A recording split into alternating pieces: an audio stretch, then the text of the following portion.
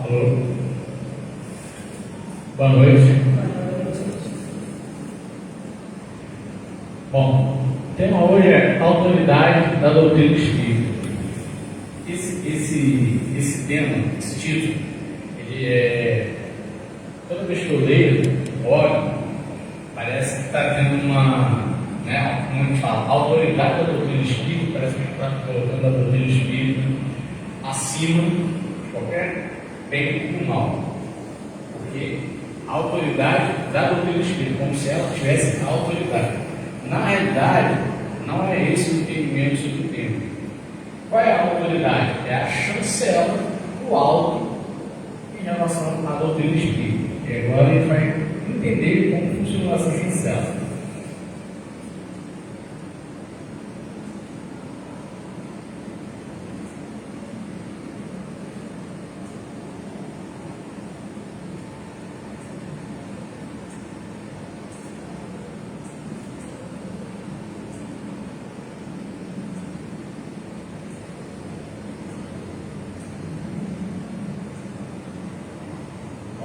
A revelação da doutrina espírita. Se os espíritos que a revelaram houvessem manifestado a um só homem, nada lhe garantiria a origem. Vamos pensar o seguinte: imaginemos, que a doutrina não fosse revelada por espíritos, fosse revelada por um homem, um ser humano. A primeira pergunta, se essa pessoa, esse ser humano, tivesse a revelação da doutrina espírita falada para mim, colocasse para mim tudo relacionado à doutrina, a primeira coisa que eu iria querer saber: aonde você conseguiu essa informação? Você é um privilegiado, um profeta, alguém divino para ter essas informações? E aí iria, para mim, ali naquele momento, suspeitar em relação à mensagem que está chegando dele. Então, os espíritos que a revelaram houvesse manifestado um só homem, nada lhe garantiria a origem. Ou seja, se eu tivesse só através de um homem, aí tu não tem garantia da origem dessa mensagem. Da onde está vindo a doutrina? Então, a gente vai entender agora como que chegou os espíritos ou essa revelação.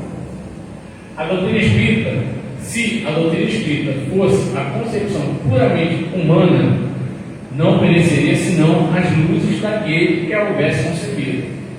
Aí entraria na questão da vaidade, imaginando a pessoa: eu sou o poder, eu sou a pessoa que tem a verdade absoluta, eu desenvolvi toda essa doutrina aqui. Então, tudo que está nela, que existe nela, é oriundo de mim. Eu sou um ser, de escola, um espírito superior. Na verdade, não é. A partir do princípio que nós estamos no mundo de provas e expiações. Se nós somos encarnados, a gente está tentando alguma coisa aqui, a gente não é um espírito superior. Então, a doutrina espírita se a doutrina espírita fosse a concepção puramente humana, não obedeceria senão as luzes daquele que houvesse a conceder.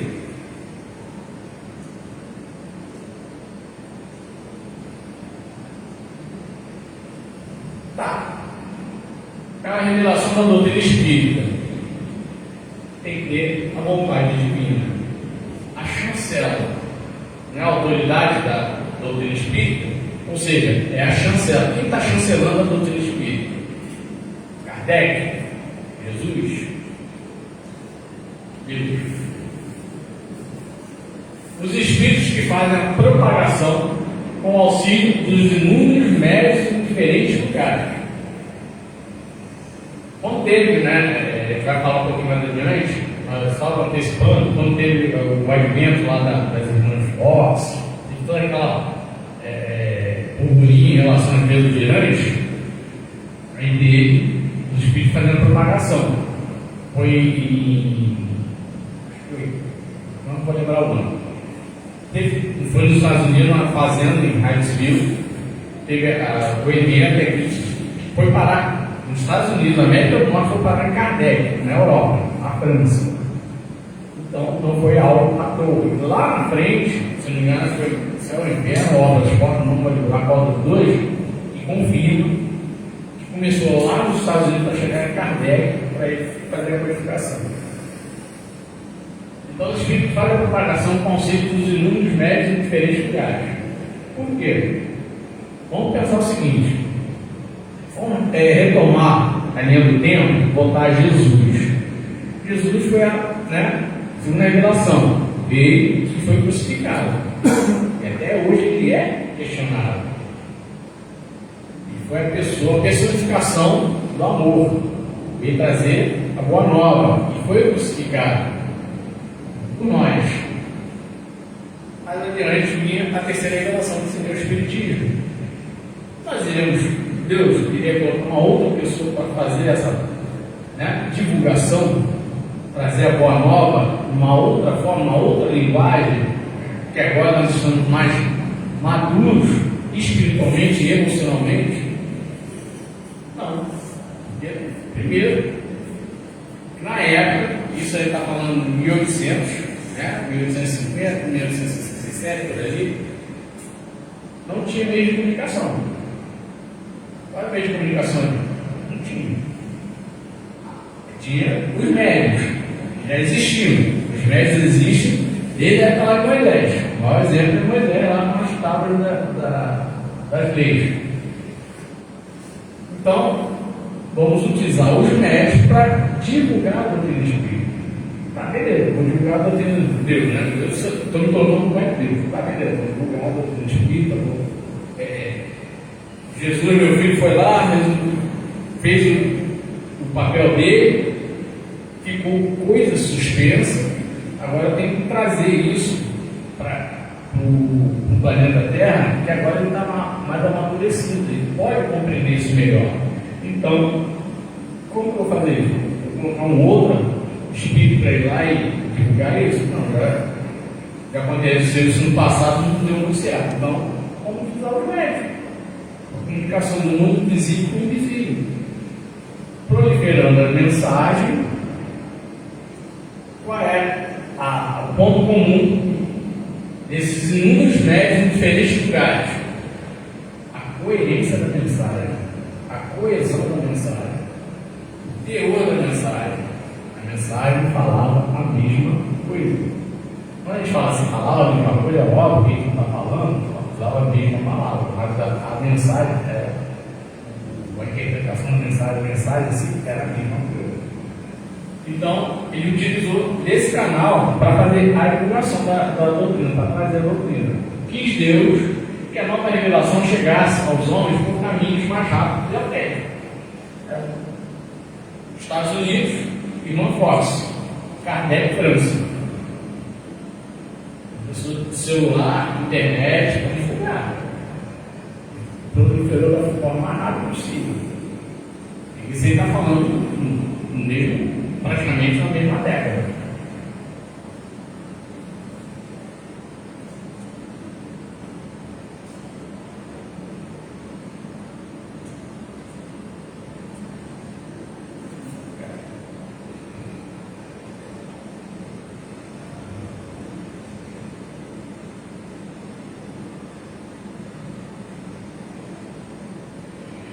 A força do Espiritismo. Obviamente, o Espiritismo veio com uma força para. Nós tínhamos, na época do Espiritismo, a gente tem que contextualizar Kardec. A época de Kardec é a época do iluminismo. Era a época que estava tendo a cisão entre o intelecto e Deus. As pessoas que começaram a colocar o ser humano no centro do universo, são os grandes filósofos, pensadores da época do iluminismo, começaram a se desligar da Igreja Católica.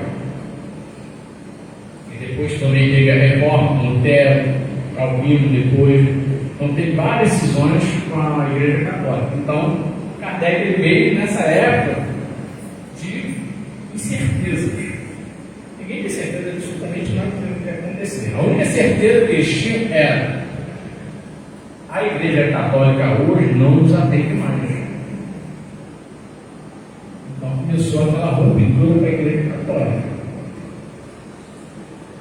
Então, ele pegou uma época de certeza e de pesquisa.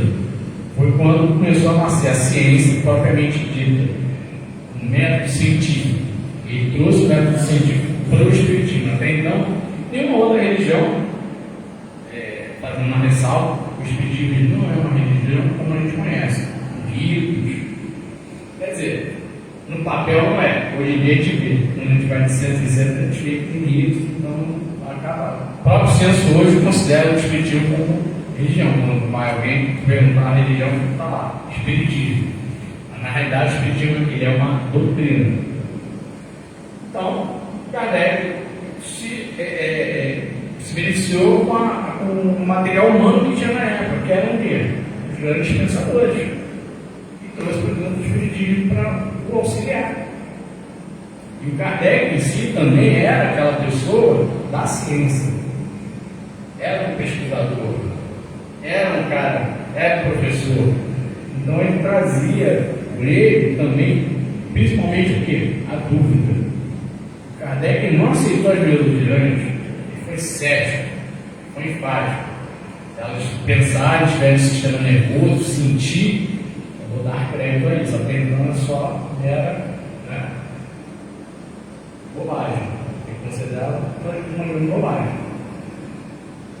Em seguida, que ele começou a dar a importância que ele começou a entender, e ele começou a fazer, porque quando houve o evento das mesas girantes, eu achava espetacularizado as mesas girantes. Era o caso de família da época, né? Todo mundo assistindo lá a mesa girante, querendo saber o que iria acontecer. O Kardec foi aquele cara que começou a trazer questões filosóficas para a mesa responder. Quando elas começaram a responder, aí Kardec, opa, tem um princípio inteligente aí. Tem algo aí. Foi quando ele começou a fazer o estudo dele e aí fazer as perguntas dele. Então, a força do Espiritismo reside na universalidade dos ensinos transmitidos pelos Espíritos, que é também a causa de sua tão rápida propagação. Quando a gente fala universalidade dos Espíritos, a gente está falando da questão da geografia. Quando veio a mensagem espírita, ela apareceu, quando Kardec começou a recolher as mensagens dos médios, veio de vários lugares, de vários médios que não se conheciam, não sabia quem era quem, tinha pessoa, tinha jovem, tinha adulto, tinha pessoa com mais idade. Então foi um boom de mensagens ali em vários locais. Então foi completamente indistinto. Então, e as pessoas não tinham na época Orkut, Facebook, Instagram, para se comunicar, não tinha celular, não tinha nada, então ninguém se conhecia.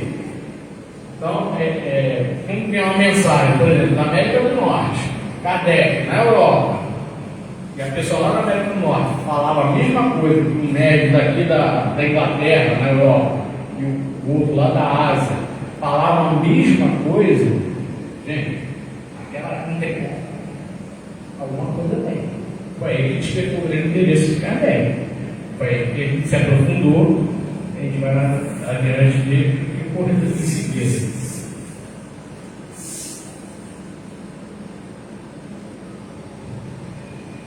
Os espíritos podem transmitir falsas ideias?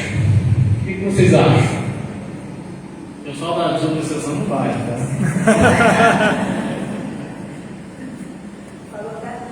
Sim, com certeza.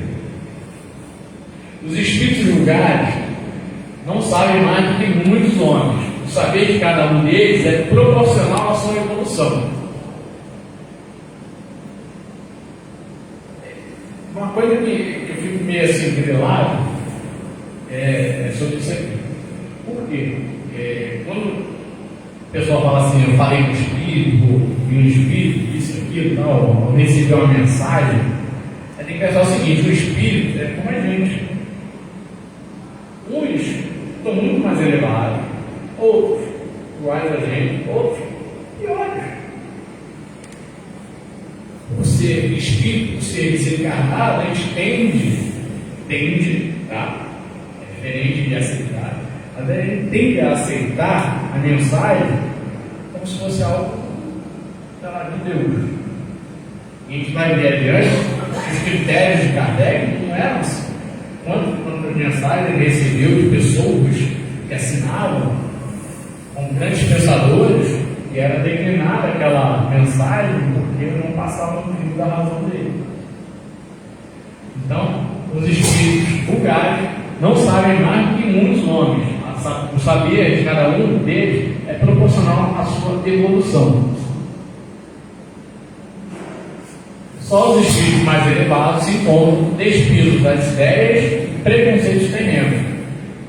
Quando a gente fala da codificação de Kardec, vocês acham que ele conversou com quem? Os vulgares ou com os mais elevados? Para codificar os mais elevados. Mas como ele chegou nos mais elevados? Eliminando os vulgares.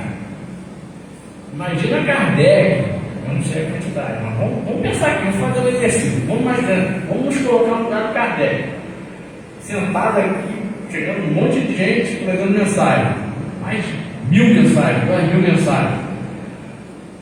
Não ia ter muita gente para auxiliar ele, só a esposa dele. A médica lá ia ficar doida, né? Vendo aquilo lá. Ajudando ele, peraí, o negócio frenético aqui. Imagina como que ele vai selecionar tudo isso.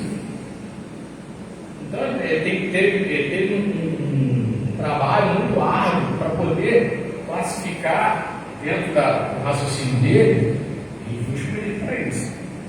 Para fazer esse procedimento e separar o joio do trigo, ou seja, os espíritos mais elevados dos espíritos vulgares. Os espíritos vulgares ficaram de fora da codificação, só vieram a mensagem dos espíritos mais elevados. E mais a gente vai ver qual é o crivo que ele utilizou para isso.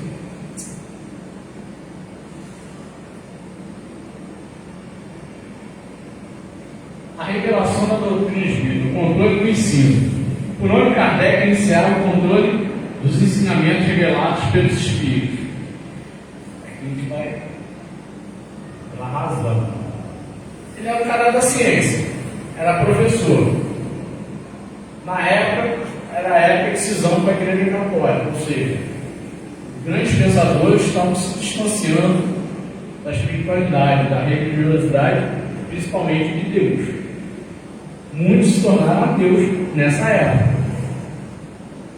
Então, começaram a trabalhar, assim como René Descartes, a razão. Kardec, ele era o cara da razão. Tanto que ele foi cético quando ele viu lá a mesa gigante. Ele foi completamente cético. Então, o crivo que ele utilizou foi a razão. Mas, razão de que forma? Como que ele vai pegar duas mensagens?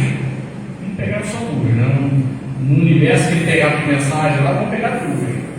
Vamos passar aqui por alguns instantes no lugar de Kardec. Pega duas mensagens. Tem uma e tem a outra. O que me faz colocar essa mensagem aqui dentro da minha codificação, da codificação, e excluir essa?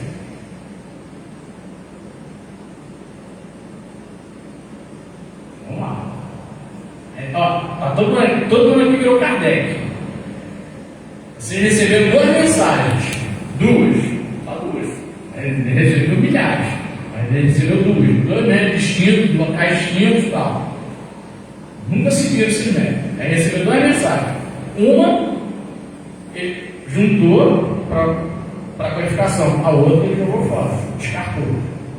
Qual é a diferença da mensagem que foi descartada para a mensagem que ele juntou na codificação?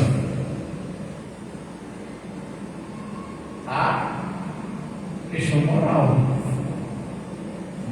questão do Cristo. Ou seja, a mensagem que estava fora do plano moral ou contradizia que os próprios Espíritos já estavam falando para ele e que Jesus também falava, era descartado. O que não era, estava em consonância com o que Jesus pregou, o que os Espíritos já estavam falando, ele juntava. agregava ao trabalho dele. Que não agregava, ele descartava. Submetia ao exame do raciocínio da lógica, sem exceção. Tudo que vinha dos espíritos utilizava os espíritos, não como reveladores, mas como meros informantes. Ele não recorria aos espíritos para os auxiliar no trabalho dele. Então ele fazia o exame do raciocínio e da lógica em cima de cada mensagem, buscando sempre a questão moral, ética e moral.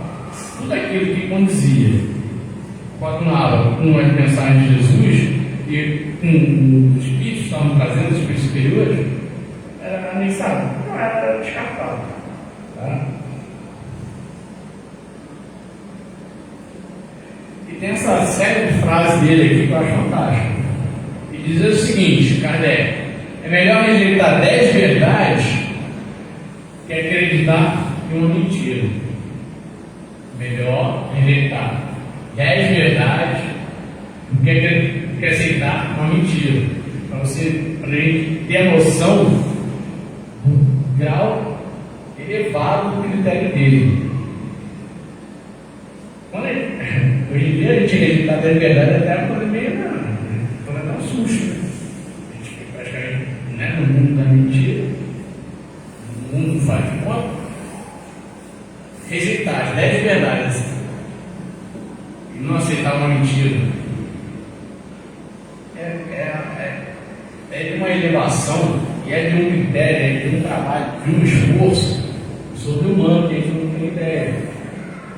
Porque o que eu estou falando? Ele está falando, você tem que ter 2 mensagens. Ele trabalhou com um volume muito grande de mensagens. Imagina o quanto que ele não teve que fazer para seguir essa frase que ele falou. Melhor rejeitar 10 verdades do que aceitar uma mentira.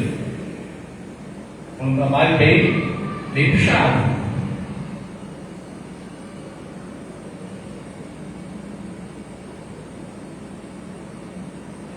A garantia da verdade nos ensinos dos espíritos está na concordância entre as revelações que eles passam espontaneamente, servindo-se de grande número de médios, estranhos uns aos outros em vários lugares. A garantia da verdade dos ensinos dos espíritos, ou seja, quando chegava uma mensagem, qual era a garantia que Kardec tinha da mensagem, que era verdade? Estava na concordância entre as revelações que eles faziam espontaneamente, servindo-se de grande número de médios estranhos uns aos outros e em vários lugares. É aquilo que eu citei lá atrás. Vários médios faziam uma mensagem, chegavam para Kardec, em vários locais, pegavam todas aquelas mensagens, né, que tinham um cunho moral elevado. Todas elas tinham coesão e coerência entre elas, tudo aquilo que não tinha era destruído.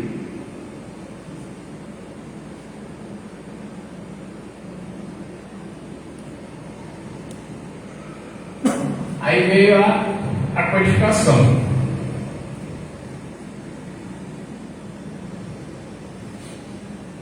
Só para a gente acrescentar aqui.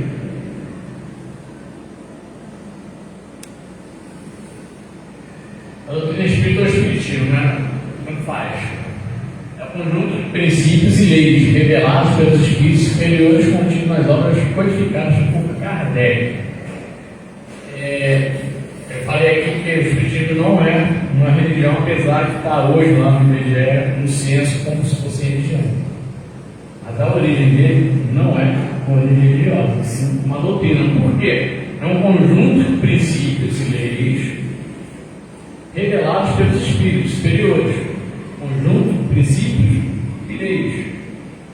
Não são dogmas, não são ritos. Por exemplo, não tem ritual do casamento, batismo, nada disso que caracteriza uma religião. Então, aqueles atos, né, rituais, ritos que ocorrem dentro de uma determinada religião. O espiritismo não tem isso. É um conjunto de princípios e leis. Perfeito, mas quais são esses princípios e leis? Em 1857 veio o Livro dos Espíritos. Em 1861, o Livro dos Médiuns. 64, o Evangelho segundo o Espiritismo. 65, o Céu e o Inferno. E 68, a Gênese. Aí, quando coloca assim, e o conjunto de princípios e leis revelados pelos espíritos superiores contínuos, ou seja, a doutrina espírita é exatamente isso aqui. São esses 5 livros. O que é aqueles livros que Xavier, Valdo, todos os livros que são as obras subsidiárias continuam o mesmo exercício que Kardec fazia lá atrás. Passa pelo crivo da razão. Qual é o crivo da razão? A moral. E essa moral tem que estar de acordo com esses 5 livros. Se não estiver, a gente pode considerar como se fosse um texto apócrifo. Está fora da codificação de Kardec. Ou seja, em alguns centros não vão considerar essa obra, não vai ser obra de estudo, por exemplo. Não vai ser uma obra que vai ser pautada numa reunião pública, porque está fora do que a doutrina espírita traz. Toda obra subsidiária tem que ter como fundo de pano esses 5 livros. Ainda tem obras póstumas, Gadgetismo, a revista Espírita, a revista Espírita, que pode acrescentar. Mas a espinha dorsal do Espiritismo são esses 5 livros. Se alguém me pergunta assim, o que eu preciso fazer para me tornar espírita? Ler as 5 obras. Mas ele Chico. Se você quiser, você lê. Você não é obrigado. Mas se você quer se tornar espírita, você tem que ler 5 livros. Vou decorar. Você não vai decorar. Eu não consigo decorar. Acho muito pouco provável. Acho que eu vou levar algumas várias reencarnações para poder ter tudo isso na minha consciência. Mas é um exercício diário. Quem está aqui como eternos aprendizes. Então, a obra ela é muito importante para nos nortear, principalmente em relação às obras subsidiárias, ao que eu aqui como palestrante, como expositor, estou falando, e assim como os outros também falam, ao que eu falo, está dentro de mim, está ali, tudo que você pregar não, tudo que é dito aqui, tem que estar de acordo com o que está ali. Se estiver fora, só lembrar do Kardec, sentadinho, com a média de letra, tomando café, bando de papel, ele tem, né? Esse está fora, esse está dentro. Fora, dentro, fora, dentro. Moral, dentro, não, fora. É isso que a gente tem que fazer no nosso exercício diário, tudo que é consumido como doutrina espírita, obra espírita, mediunidade, tem muitos médios também. E estudaram, leram, se aprofundaram, se desenvolveram e se desligaram de alguma forma da doutrina espírita e seguiu outros caminhos. Marco, então quer dizer que não, é remédio. A mediunidade não está ligada à doutrina espírita. A mediunidade é inerente ao ser humano. Moisés, quando trouxe os 10 mandamentos, a doutrina espírita não existia. A mediunidade existe antes mesmo da doutrina. Então, o que ele vai fazer com a mediunidade dele é a responsabilidade dele. Agora, se o médico ele quer trabalhar junto à doutrina espírita, junto ao espiritismo, ele tem que ter isso aqui como cabeceira. A cabeceira dele. E 5 livros aí. Obviamente, Kardec, quando ele trouxe né? A codificação, o livro dos Espíritos, Médios, Gênesis, Céu e Inferno, e assim por diante, óbvio que ele ia ter resistência.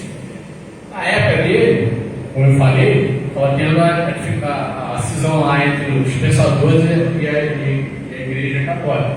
E os fiéis também, tá? Os fiéis não estavam satisfeitos, principalmente a questão da indulgência. Aí veio o Lutero, que fez uma leitura completamente diferente do que a Igreja Católica fazia. E Lutero não que fosse contra as indulgências, ele era contra a corrupção que era feita com as indulgências. Era até 72, era 97, se não me engano. Era 72. Então, estava tendo um movimento de cisão com a Igreja Católica. Tudo aquilo. Vamos pensar o seguinte: a Igreja Católica na época era o poder. Eu estou falando do poder, não estou falando do poder de mandar, instituir reis, monarcas e poder econômico. Ela tinha tudo. Aí de repente você começa a perceber que um monge da tua igreja começa a fazer pregar, né, na igreja lá na Alemanha, 97 teses para fazer a reforma da Bíblia. E começa a ter um movimento contrário à Igreja Católica.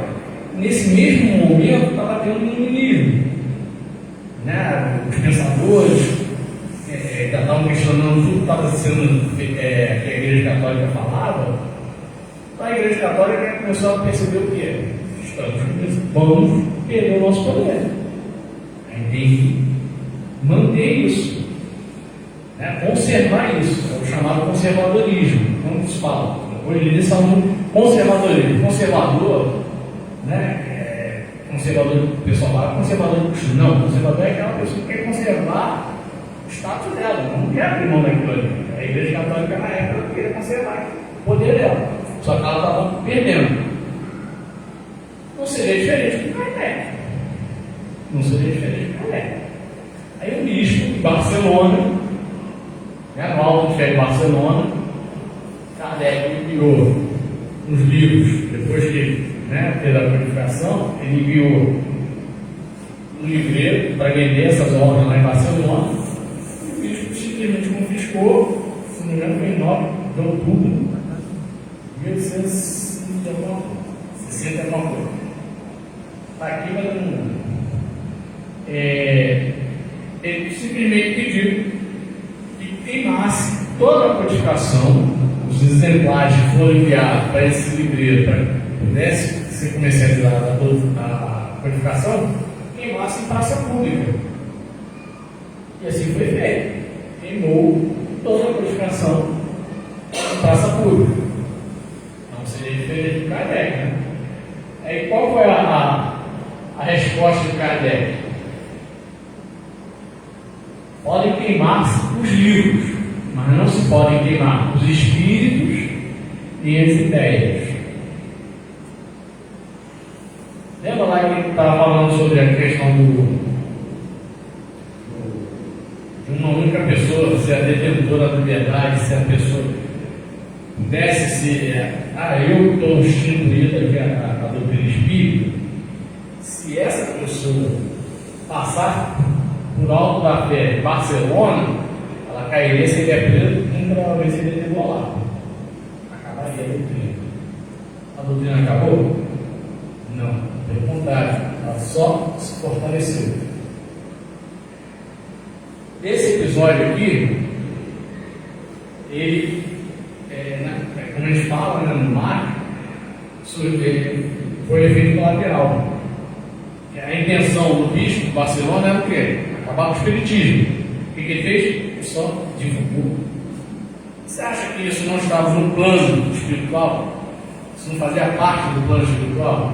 Isso não era. Isso só ocorreu com a permissão de Deus? Pode fazer parte do plano espiritual. Então só deu um boom no Espiritismo. Então, a própria Igreja Católica acabou, através do Paulo Barcelona, contribuindo com a divulgação da doutrina espírita.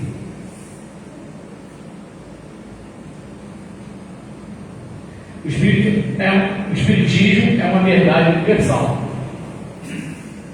Essas coisas assim, como fala, é verdade, é universal, é isso, aquilo. Sempre me gera uma preocupação. O fanatismo. O fanatismo existe em qualquer lugar. Quando a pessoa pega uma frase dessa, Espiritismo é uma verdade universal. A pessoa vai sair na rua falando para todo mundo.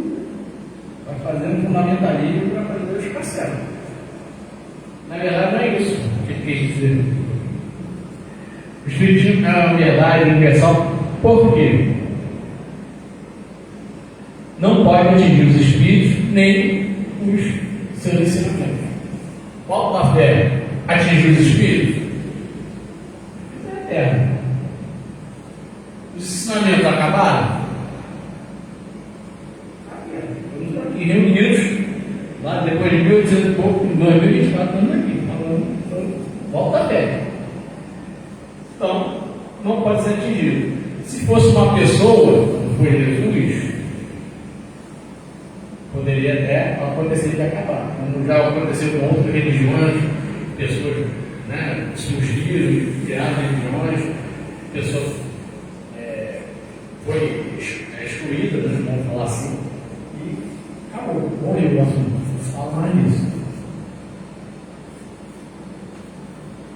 Não tem mal-querer dos homens, nem as revoluções morais, nem as subversões físicas do globo. Mal-querer dos homens, o maior exemplo ali é o Alto da Fé em Barcelona. Não queria que a doutrina espírita se propagasse. Nem as revoluções morais. 1857 a 2024, somos a mesma sociedade? Não. Mudamos moralmente, eticamente, psicologicamente, em todos os sentidos. Não somos a mesma população, com a mesma mentalidade de 1857. Nós evoluímos, ou, em alguns casos, evoluímos. E essas revoluções morais, né, que é a nossa evolução, não altera nada do outro espírito. Olha, nem as subversões físicas do globo. Nada que ocorra no planeta. Eu até lembrei que agora, eu estava conversando com o Sandro, sobre o canal, agora me veio na mente que agora a entrevista que nós fizemos sobre a guerra de Israel e Palestina. E ele falou uma coisa que eu achei extremamente interessante, falou exatamente isso. Se existisse, ocorresse a Terceira Guerra Mundial e houvesse o uso de bombas atômicas, e o mundo acabasse, aí falou exatamente isso. Eu fiquei assim, sem problema nenhum, que o Pai iria nos colocar em outro local para nos dar a outra oportunidade, porque somos eternos. O mundo não, mas nós somos eternos. Então, a morada é o que Deus importa para a gente. O que importa para a gente é a nossa evolução. A morada, o Pai sempre vai nos. A revelação da doutrina espírita. O Espiritismo não tem nacionalidade, não faz parte de nenhum culto e nem de nenhuma classe social. Conduz todos os homens à fraternidade universal. Não tem nacionalidade. Não tem. É a doutrina, né, veio lá da França. Mas o maior expoente hoje do Espiritismo é o Brasil. Mas não tem nacionalidade. Não tem nacionalidade. Qualquer local do mundo pode se estudar a doutrina espírita. Não faz parte de nenhum culto. Aqui estou fazendo de rito, casamento, batismo, nada disso, porque não é uma religião. E nem nenhuma classe social. O Espiritismo, hoje eu não sei como é que está, mas há algum tempo atrás, nas pesquisas do IBGE, no anuário, quando faz o censo, o espiritismo ele ficava muito evidente nas classes com mais poder aquisitivo. E os evangélicos, católicos, menos poder aquisitivo. Provavelmente por questões de instrução, alguma coisa desse sentido. É só a pesquisa. Mas hoje nós percebemos que o espiritismo permeia qualquer classe social. Não se distingue por pobre, classe média, por rico. Não, muito pelo contrário. O espiritismo ele conversa com qualquer esfera. O espiritismo ele tem, na essência dele, a simplicidade, e a pureza do coração, principalmente em ajudar o próximo, através da caridade, que é a fraternidade universal, conduzir todos os homens à fraternidade universal. Então, precisamos nos preocupar em relação a isso. O espiritismo não vai acabar. Aí percebe muitas vezes, aí a falar em movimento espírita, a gente vê hoje em dia que o movimento espírita está diminuindo, mas a doutrina vai continuar. A gente percebe que há um movimento hoje, há um movimento hoje dentro do movimento espírita. A gente vê que por exemplo, tem relatos de centros que estão fechando, centros que estão passando por inúmeras dificuldades. É ruim, porque é um ponto de luz em determinado local que está se apagando. Mas ao mesmo tempo, a gente percebe também que sempre é o lado bom de tudo. A gente percebe que está seguindo o que Kardec falou. O Kardec nunca ostentou um centro espírita que fosse suntuoso. Não era essa a proposta dele, nunca foi. Sei lá, vamos pegar aí o Frei Luiz, que é um expoente hoje no movimento, que pelo menos que eu conheço, ser o centro espírita maior em termos geográficos. É simples, extremamente humilde. Então não há essa questão de aquela coisa suntuosa, ostentação de riqueza, nada disso. É pura simplesmente a simplicidade. Então o espiritismo tem isso como bagagem. E esses censos que fecham, muitas vezes fecham porque não tem condições de se manter. Assim como também há na igreja evangélica, a gente sabe disso, que eles inclusive entrevistou um casal de pastores aqui no centro, que a igreja dele estava fechada. Eu pedi para que ele relatasse isso, porque é contraditório em relação a outros pregadores da fé deles, que são milionários. Então,